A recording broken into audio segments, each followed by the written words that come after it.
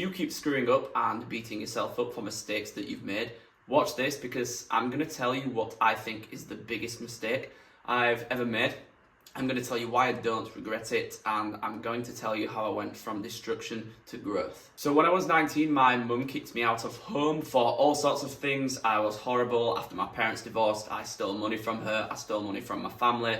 That led to me moving into a university house with some people that I knew, and I slept on a wooden floor for 1 year in a spare room of a university house. And through living there, I got into drugs, I got into partying, and I got into the scene of DJing and music. I met a DJ, we got talking, I was quite bold, and I asked him if I could play at one of his events, and he said yes. So I played at one, that led to another opportunity, and I got what was a really big DJ opportunity for me at the time. It was to play at an event alongside some of my favourite DJs in like the house and electronic scene. So that was so exciting. It wasn't to a huge crowd, but this opportunity could have led to a permanent residency, being around famous DJs regularly, and got me where I wanted to go. So I got this gig, and I was given tickets to sell for the event to my friends, to my family, and it was around £700 worth of tickets, which is around $1,000 if you're in the US, or €1,000 if you're in Europe. And I sold all of the tickets more or less, so I had around £700. And instead of giving that £700 to the promoter who had given me the tickets, I spent the entire amount on drugs, on takeaway food. I went to this event, I played the DJ gig knowing I'd spent all of this money, so I was so anxious and nervous. And the guy even gave me some money for playing the gig, and then gave me some extra which I didn't expect, so I felt even worse about it. Following from that, and to tell you the update with that situation to this day, I have paid him back. It took me a few years, but I told him that I always would, and he was so grateful for that. And I explained the mess I was in at that point of my life, and he was so understanding about that. But the reason I don't regret it is mainly because of the pain that I felt for years after that.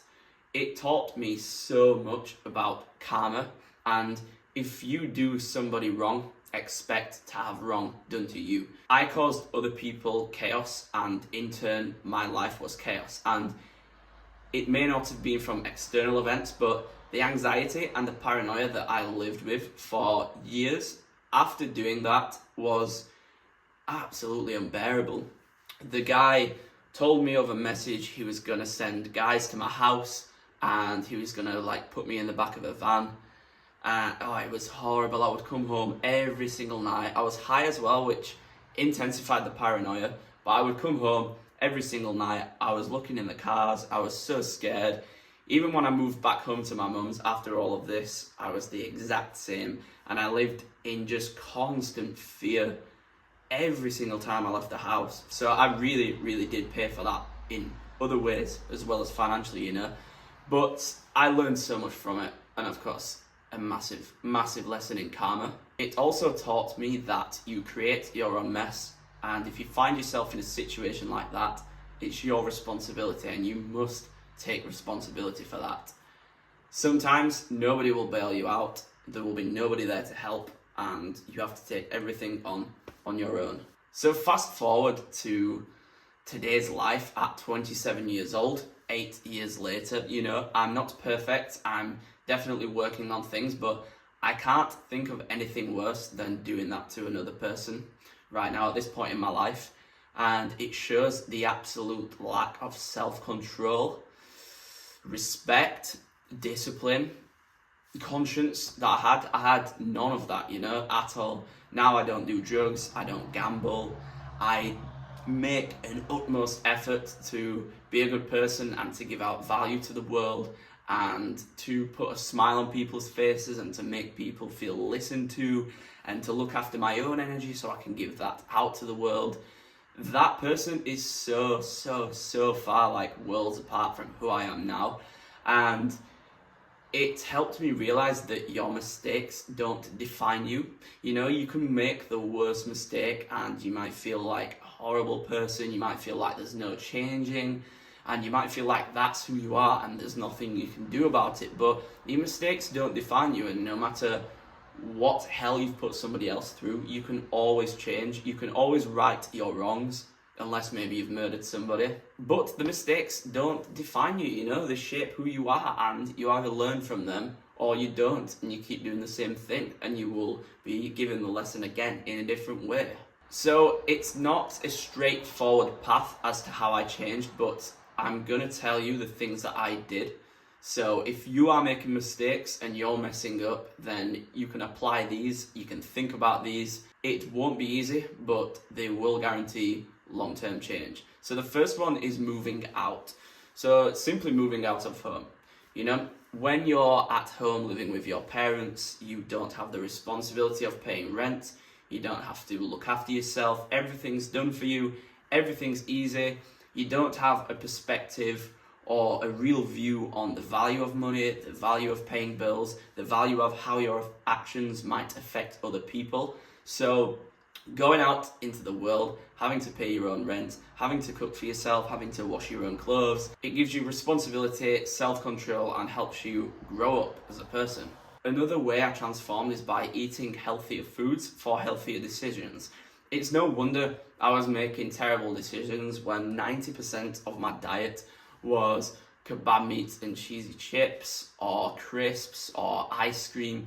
I didn't even drink any water at that point, you know, and our bodies are made of water. You need water to think clearly, to be fueled up. And if you're constantly fueling your body with things that are bad for it, it's going to be very hard to have any self-control, to make any healthy decisions, to have a conscience, to have a brain to think clearly and think how your decisions might affect yourself and other people, you know. But that's one of the most important pointers to change, is to having conscience and to realizing how things that you do affect yourself and other people. But yeah, how can you do that if you're not feeding your body with the right things? Another thing I did was starting a business, you know. Before I had my business and before I started my vintage clothing business 4.5 years ago, I had between 10 and 15 jobs before that, and I was fired every single time.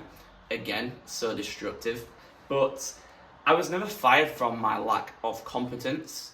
It was always just the deep down fact that I wanted my own routine. I didn't like being told what to do. I didn't like working for somebody else. So, you know, having to go somewhere that I didn't want to be just translated into other areas of my life. I wasn't satisfied. I wasn't doing something I wanted to. So I made reckless decisions elsewhere. And when I started my business for the first time, it gave me something healthy and productive to focus on, which really helped with stopping smoking weed. It really helped with stopping eating bad food. Also, when you have a business or a project or a venture that you're passionate about, that you enjoy, that you want to grow, it's important to you. And you have to put time into that. You have to put energy into that.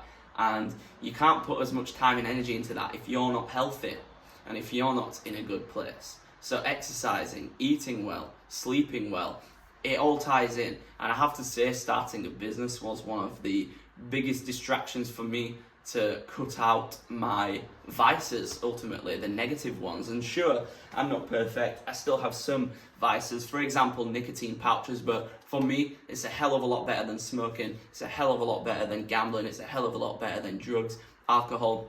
So yeah, it's hard to live a life free of everything. But all of that is to say, if you have a business or if you have a project or if you have a venture that you're excited about, that really helps with steering away from addiction to drugs, gambling, and to bettering yourself. And that venture for me has also been fitness and health, not just business, you know, because if I'm exercising 3 times a week, I don't want to be missing sleep.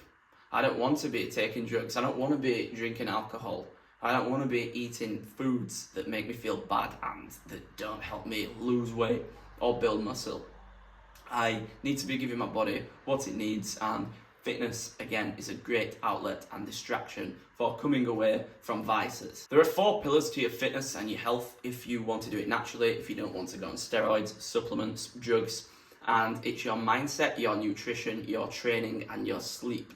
Now, this is the structure that I take with my clients who I'm personal training. So if you want a free copy of that whole process, I can send you a PDF to download that I've created with the information that I know in there to get you started today. So if you comment the word limitless on this video, I will send you that over. But yes, the whole idea of that video was to be vulnerable about a huge mistake that I made, and even though the mistake seemed colossal, I don't regret it because it shapes me into who I am. And the mistakes show you what you need to work on, they show you where you're a mess, and they show you what you can learn and how you can be a better person. So with that said, I look forward to seeing you in the next video, and thank you.